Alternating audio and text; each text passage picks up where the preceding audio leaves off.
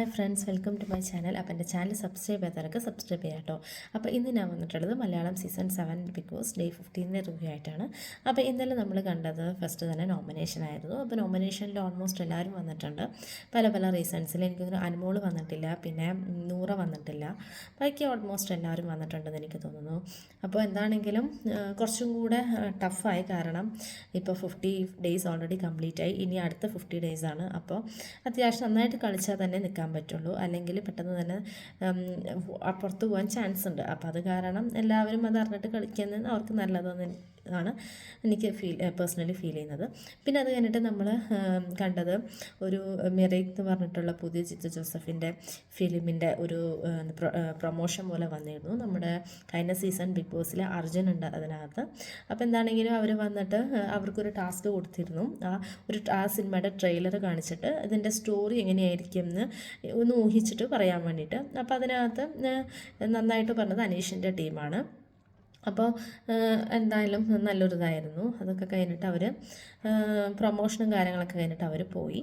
പിന്നെ അത് കഴിഞ്ഞിട്ട് ഇന്നലെ അത്ര കാര്യമായിട്ട് വലിയ ഫൈറ്റും കാര്യങ്ങളൊന്നും ഉണ്ടായിരുന്നില്ല നമുക്ക് പറയാൻ മാത്രമായിട്ട്. പിന്നെ നമ്മൾ വേറെ കണ്ടിരുന്നത് ഇന്നലെ ബിഗ് ബോസിൻ്റെ അവാർഡ് ഷോനെ കുറിച്ചിട്ടായിരുന്നു. അപ്പോൾ അവാർഡ് ഷോയിനകത്ത് ഓരോരുത്തർക്കും ഓരോന്ന് കൊടുക്കും. അപ്പോൾ എന്താ പറയുക, ഏറ്റവും ഇങ്ങനെ ഇവർക്ക് ഓരോ ക്വസ്റ്റ്യൻസ് കൊടുത്തിട്ടുണ്ടാവും. അപ്പോൾ അതനുസരിച്ചിട്ട് പ്രേക്ഷകർ, ഈ ഹൗസ് മേറ്റ്സ് ഏറ്റവും കൂടുതൽ വോട്ട് ആർക്കാണോ കൊടുത്തിരിക്കുന്നത് ആ ആൾക്കാണ് എന്താ പറയുക ചെറിയൊരു ട്രോഫി പോലെ കൊടുക്കുന്നത്. അപ്പോൾ അതിനകത്ത് ഓരോരുത്തർക്കും ഓരോന്നും കൊടുത്തിട്ടുണ്ട്.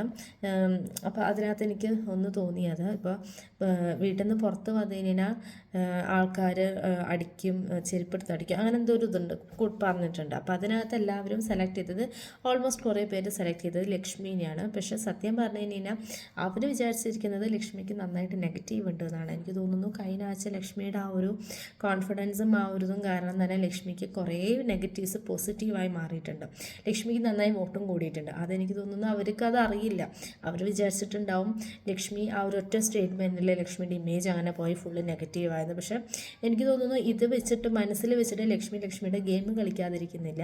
ലക്ഷ്മിയുടെ കോൺഫിഡൻസ് ഒന്നും പോയിട്ടില്ല. ലക്ഷ്മി നന്നായിട്ട് തന്നെ ഗെയിം കളിക്കുന്നത്, നന്നായിട്ട് തന്നെ അവിടെ നിൽക്കുന്നത്. പോവുകയാണെങ്കിൽ പോവട്ടെ എന്നുള്ള ആ ഒരു ആറ്റിറ്റ്യൂഡിൽ തന്നെയാണ് ആൾ നിൽക്കുന്നത്. അതുതന്നെയാണ് ആളുടെ വലിയൊരു പ്ലസ് പോയിന്റ്.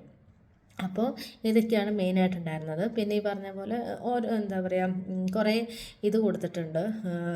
ഇപ്പോൾ ഒനീലിനാണെങ്കിലും അവാർഡ് കിട്ടിയിട്ടുണ്ട്. ഓൾമോസ്റ്റ് എല്ലാവർക്കും കിട്ടിയിട്ടുണ്ട്. അനീഷിനാണെങ്കിലും ഷാനവാസ് ആണെങ്കിലും എല്ലാവർക്കും കിട്ടിയിട്ടുണ്ട്. പിന്നെ അതിനകത്ത് പിന്നെ നമ്മൾ കണ്ടത് ആര്യനെ കുറിച്ചിട്ട് പറയുന്നതാണ്. അഭിലാഷ് അതേപോലെ അക്ബർ ഒക്കെ ആയിട്ട് ആര്യൻ നേരെ കളിക്കുന്നില്ല. ആദ്യമൊക്കെ നന്നായി കളിച്ചിരുന്നു. ഇപ്പോൾ വെറും ജിസൈലിൻ്റെ പിന്നെ അതാണ്, ജിസൈലിൻ്റെ ഒരു അടിമ പോലെയാണ്. ജിസൈൽ പറയുന്ന ജോലിയൊക്കെ ചെയ്യുക, ജിസൈലിൻ്റെ തുണി കഴുകുക, അങ്ങനെ ബാത്റൂം ക്ലീൻ ചെയ്യുക, അങ്ങനെ കുറേ കാര്യങ്ങളൊക്കെ ആര്യനെ കുറിച്ച് പറയുന്നുണ്ട്. ആര്യൻ്റെ ഗെയിം കളിക്കുന്നില്ല, ആദ്യം നന്നായി കളിച്ചിരുന്നു എന്നൊക്കെ. അത് ശരിയാണ്. കാരണം എനിക്ക് പേഴ്സണലി ഫീൽ ചെയ്തിരുന്നു. കാരണം ആദ്യത്തെ ആ ഒരു 2 വീക്സ് അല്ലെങ്കിൽ ഒരു 3 വീക്സ് ആര്യൻ നന്നായിട്ട് കളിച്ചിരുന്ന ആളാണ്. കാരണം ആദ്യം വരുമ്പോൾ തന്നെ ആര്യനൊരു ബാഡ്ജ് കിട്ടി. അത് കഴിഞ്ഞിട്ട് കളിച്ച് നേടി ആര്യൻ വീണ്ടും ആ ബാഡ്ജ് എടുത്തു. അത് കഴിഞ്ഞിട്ട് ആ ബാഡ്ജിനെ ആര്യൻ സേവ് ചെയ്ത് നോക്കി.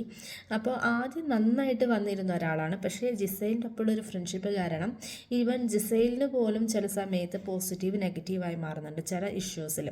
ഇപ്പോൾ ആര്യൻ്റേതായിട്ടുള്ള ആ ഇഷ്യൂലും അതുപോലെ ആര്യന് നന്നായി വന്നതാണ്. ഈ ഒരു ഫ്രണ്ട്ഷിപ്പ് കാരണം ആര്യൻ്റെ ഗ്രാഫ് നന്നായിട്ട് താഴ്ന്നിട്ടുണ്ട്. അപ്പോൾ എനിക്ക് തോന്നുന്നു ആര്യൻ ഇപ്പോൾ കളിക്കാൻ മറക്കുകയാണ് ചില സമയത്ത്.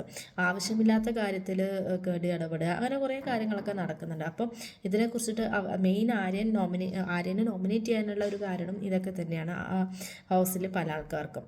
അപ്പോൾ ഇതൊക്കെയാണ് നമ്മൾ ഇന്നലെ മെയിനായിട്ട് ബിഗ് ബോസിൽ കണ്ടത്. അപ്പോൾ ഇനിയെങ്കിലും ആര്യൻ ഈ പറഞ്ഞ പോലെ നെക്സ്റ്റ് 50 ഡേയ്സ് ആണെങ്കിലും ആര്യൻ ആ വന്ന സമയത്ത് നന്നായി കളിച്ച പോലെ കളിക്കുകയാണെങ്കിൽ ആര്യന് കുറച്ചും കൂടെ ദിവസം ഇവിടെ നിൽക്കാൻ പറ്റും. അല്ലെങ്കിൽ ആര്യൻ എനിക്ക് തോന്നുന്നില്ല, മാക്സിമം പോയൊരു 70 ഡേയ്സ് അത് കഴിയുമ്പോഴേക്കും ആര്യൻ ഔട്ടാവാൻ ചാൻസ് ഉണ്ട്. അപ്പോൾ ഇതൊക്കെയാണ് ഇന്നലത്തെ എൻ്റെ റിവ്യൂ. അപ്പോൾ നമ്മുടെ ചാനൽ സബ്സ്ക്രൈബ് ചെയ്തവരൊക്കെ സബ്സ്ക്രൈബ് ചെയ്യാട്ടോ. അപ്പോൾ ഇന്നത്തെ റിവ്യൂ ആയിട്ട് ഞാൻ നാളെ വരാം. അപ്പോൾ ഇത്രയേ ഉള്ളൂ. ബൈ.